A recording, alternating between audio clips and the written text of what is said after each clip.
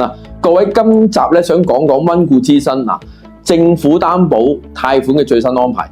其實咧好多客人咧佢關注自己嘅生意咧，就唔係好理解清楚政府擔保嗰幾個 plan 嘅。其實咧之前政府出過8成、9成同100%，100%嘅貸款咧，其實喺2024年3月31號咧已經完咗噶啦，冇咗噶啦嚇。而政府擔保銀行9成嘅貸款咧，其實喺2026年，即係今年嘅3月31號，亦都完埋噶啦。所以而家咧剩翻一個貸款，就係政府擔保銀行8成嘅貸款。好，咁啊8成貸款佢嘅額係咩咧？就都係1800萬。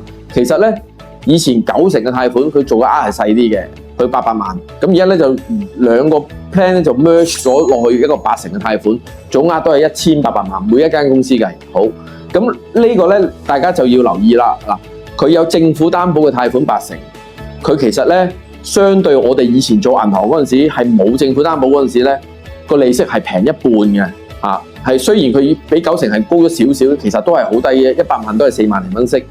咁所以如果各位老闆有需要嘅時候咧，都盡快做啦。如果政府擔保呢個貸款都冇埋咧，你嘅利息貴1倍，同埋都未必肯批嘅，因為銀行做一個貸款俾你係要冇抵押嘅情況，如果經濟環境唔係好好嘅時候咧，其實佢個壞帳佢嘅風險都高嘅。好彩有政府有呢個 plan， 政府就仲肯批嘢，所以有需要嘅老細唔好再諗啦。到時連呢個貸款計劃都冇埋嘅時候咧，就好難做貸款噶啦。所以有乜嘢盡快揾我哋，有需要嘅時候。想了解更多詳情，即刻揾我哋 Wisdom， 我哋不成功不收費，免費諮詢，專業手法保密。